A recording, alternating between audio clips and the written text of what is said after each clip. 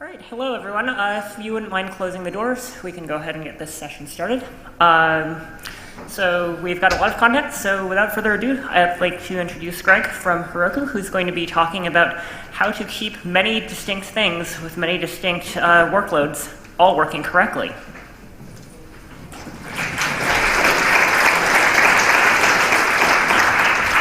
Great, thank you. My name's Greg. It's great to be here. Thank you so much for having me. This has been a great SREcon so far. I hope to keep it up. What I'm going to be talking about today is lessons from automatic incident resolution. We manage a lot of databases. So let's begin with this. Raise your hands. Who knows what the hell Heroku is? Any ideas? This is good. All right, awesome, cool. So now, a little harder. What is a 12-factor app? 12-factor application. Okay, all right. So this is something that we've worked on at Heroku. The thing that makes Heroku interesting is that we are a platform as a service. An application that you give to us, you do a git push Heroku master for a Golang application and a Node application and a Ruby application. We will take it, compile it, and run it on our systems, on the instances that we maintain on AWS. The thing, though, is that we have to run this in a 12-factor model where the runtime doesn't hold state. We outsource state to services that are outside of your app, but are resources that are attached. One of those resources is, say, a database like MySQL, and that's where I come in.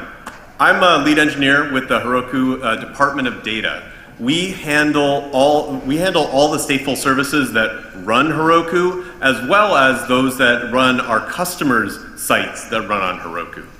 So we now manage both a PostgreSQL service. You can get a Heroku Redis instance. You can also even now get a Kafka cluster, which we are offering as a beta service at this moment. So this is a lot of things that we have to think about. And as part of Heroku, we are part of the Heroku mindset, but we are slightly separate from Heroku. We are a total ownership team, something that Joy has talked about in a few of her talks as well. We are developers that are on call. We are operations people that are able to interact with the SRE organization and fix our own stuff and figure out what is important for us to work on at any time or in the middle of the night when we see like, oh man, this is broken as hell. So we are a small group, but we are managing about 1 million databases for all of our customers. This is then running on tens of thousands of AWS instances, which become pretty difficult because it's a cloud environment. And in cloud environments, failure happens. So before we got to this scale, when Heroku Department of Data was first becoming a thing, we were in a place where we had some databases and we had hundreds of AWS instances, and our pager burden was fairly terrible. We had problems where an engineer who was one of the first that was working on the service, they were on call, they went to sleep, they woke up at a start, just like, oh my God, I haven't been paged. What the hell is going on? Turns out our monitoring was broken. So he should have been paged. They should have gotten alerts. But we were in a case that there weren't enough people to throw at the problem. And the thing that I want to talk about with this talk, and what has really informed a lot of our development and the things that we think are important on our team, is that we want to build systems that can scale linearly with machines, but we want to be able to scale our teams in a sublinear fashion. If we had maybe a couple hundred instances back then, we would probably have a couple hundred people at this point if we didn't actually tighten down and fix the problems that we had and learn how to deal with them in a more proactive manner. All right, so first things first. Monitor. We find that the main lesson that to even get to the point where we're at is you need to monitor what your business is about. That kind of includes things that are your business. You don't particularly want to get a BS page that is not actionable. And definitely you'll want to do it when you're out and about. The thing that we have kind of come to is that our business is offering machines. Like your database, your singular database for a customer, is it up or down? That is our business. So we now monitor and alert on that. Everything else about it, like, is your disk kind of full? Do we need to give you more a database disk, or are you running out of connections? All of those things are things that we can automate. So that sort of clarification has really made it possible for us to figure out what we can work on. Next lesson that we really have learned from is writing runbooks and playbooks. The thing that we've really found is, and I've heard it said several times, runbooks surface hidden assumptions. Things that you don't think about, things that are tribal knowledge, the thing that one person knew when they set up the service, or even how to bring in things that are common. Like when it looks like, when you have a runbook that says, oh, your EBS disk is stuck, you need to stop and start the instance. Oh, your host is degraded, you need to stop and start the instance. Oh, you're out of memory and you can't load the SSH keys into memory to get SSH to log into the box, stop and start the instance. That leads to a very clear sort of escalation path that then you can think about automating. And that's the next part. Once you have a playbook, you can turn it into code. And even if it's not automated, even if it's something that is manual, a script is way better than copying and pasting commands into a terminal. Going from a runbook to something that is repeatable, you can run and have it be run by on-call engineers without a Linux mastery of the command line, that is progress. That is a huge, huge thing. The other thing that scripts do is they help to enact this goal. And this is a really great from a really great talk for engineering for the long game from Master Atkinson for Google. And before Katie McCaffrey, she just gave a talk tackling pager fatigue. Fantastic, absolutely on point for what we're talking about here. When you get a page, you do not want to be paged for the same thing twice. What we try to do is if we get paged once, oh, that's weird. Okay, that's kind of interesting. You get paged one more time. Okay, this is something we need to playbook. This is something that we need to make sure that people know how to handle. You get paged the third time, write a resolver for it. Write some automation. Get it out of your head that this is something that's going to wake people up. All right. So now, let's say you have automation. Let's say you've done all this. Let's say you've gone through the playbooks and made them automatic and you've hooked them up into monitoring. So there is now the risk that you could reboot the world.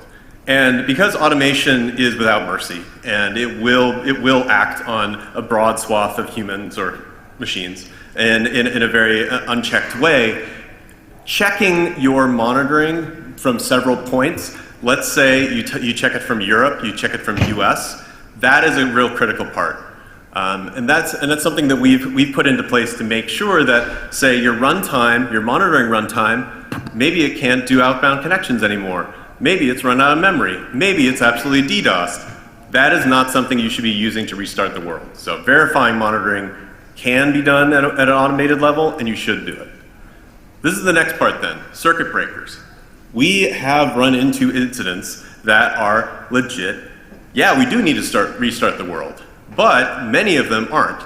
A few weeks ago, there was a transit outage for AWS in Dublin region. We were not able to see any of our several thousand instances that run in the Dublin region from our monitoring platform.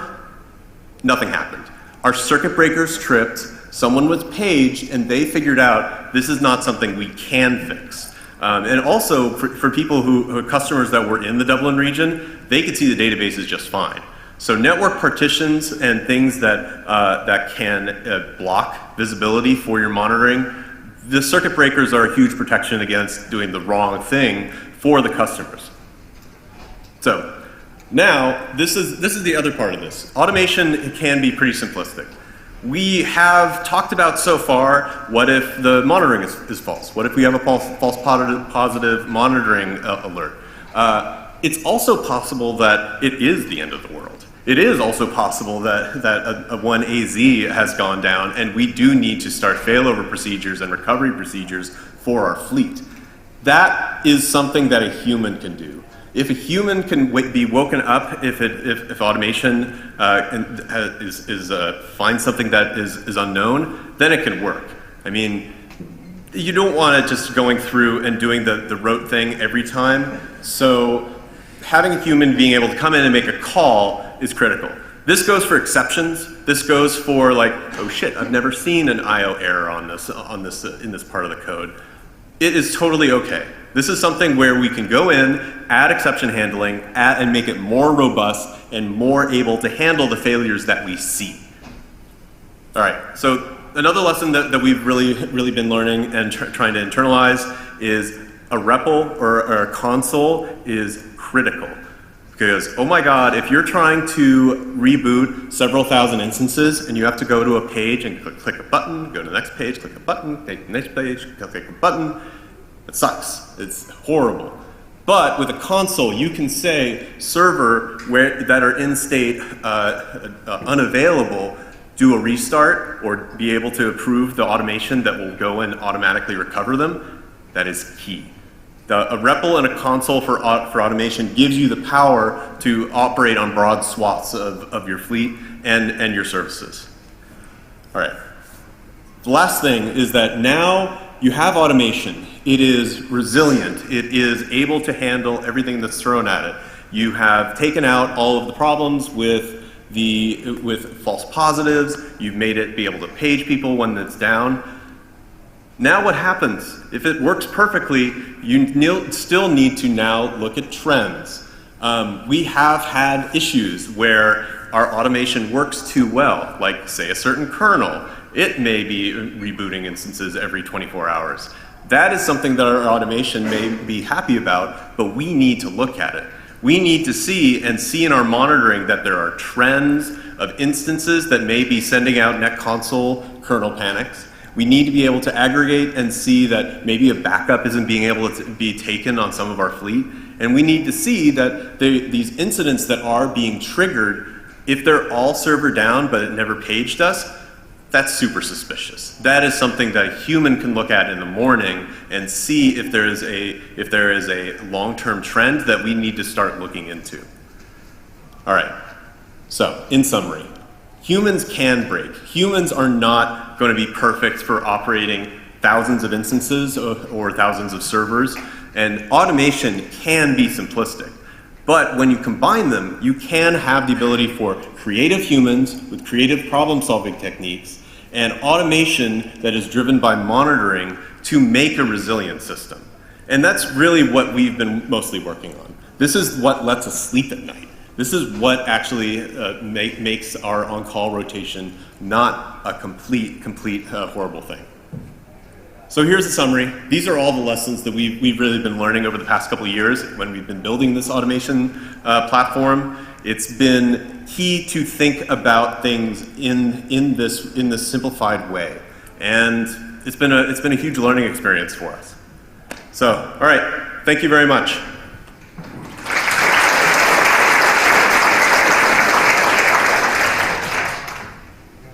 Any questions? And also, we have shirts for people who want to get shirts and ask questions.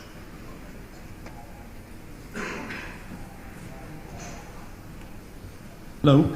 Can you talk a little bit about any sort of safeguards that you have in place for your automation to not make the situation much worse? So we have we do the monitoring that matters to us. So if we can't SSH into a box that runs on Amazon, there's very little that we can do. So we try to do a stop and start cycle from there. What we've tried to do is make our automation composable. So automation does the bare minimum, the thing that works most likely, and then we can come in and start disaster recovery automation that gets us out or gets us back to availability.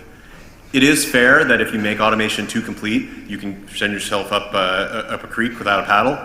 But if you make it composable and make it small, you're able to then start to think about different ways and different branches to try and avoid what you're describing. Does that make sense?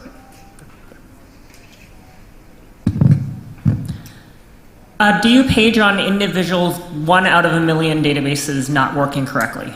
We page on a server that is not able to come up after a timeout. And we page out for a database that is not able to become available after a timeout.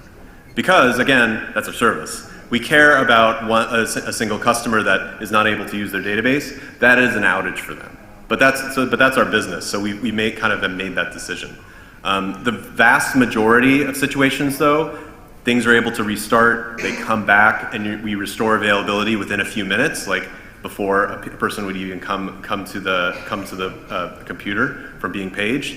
So it's really in a case of we haven't seen this before. There may be something stuck on the back end. There may be something that we need to escalate to Amazon for, and that's what we bring a person to look at and be creative about their problem solving.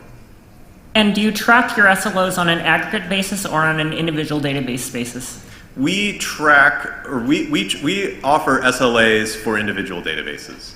So we have the ability to say this is an enterprise plan. This is something that we are going to be on top of and maybe even page a little bit earlier. That's something that we've been looking at, trying to offer different levels of service or different SLOs that fit for our customers and then also our general health.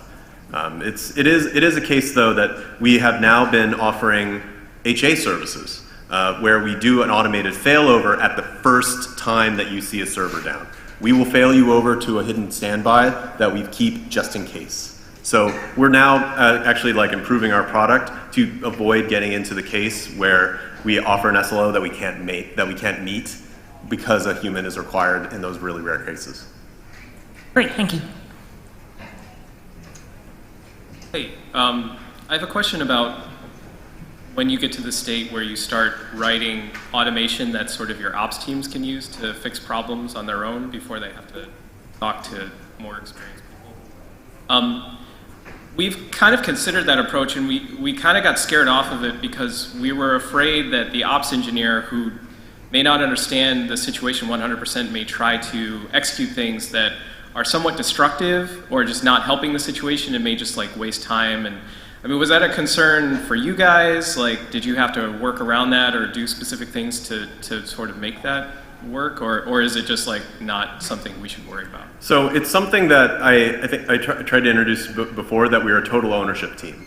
The engineers who are being paged and are looking at running the automation scripts or the initial scripts of recovering a database, they're the ones that are responsible for writing the system that got us into this damn mess in the first place. So they have the context to be able to make the choice of that. That being said, if you can write a runbook that gives people the most ability to see, well, all right, we're going to restart a service or we're going to restart a database, but then if it doesn't come back, we need to escalate. That sort of small, focused runbook is probably the best candidate to be then converted into an automation script. That being said, once you get kind of complicated, shit, I'm gonna have to do a whole new timeline switch for this database, and then do a bunch of really gnarly file touching on the server. That's something that could even be part of a orchestration platform that is then has an API that operators can use, and that's really the way that we've kind of gone. We don't believe that. Or I don't believe that operators, we can give bad tools to operators, but it's the tool's responsibility to be able to check itself and for us to develop it so that it can be run safely. So it's a worry, but we try to get out. Cool, thanks.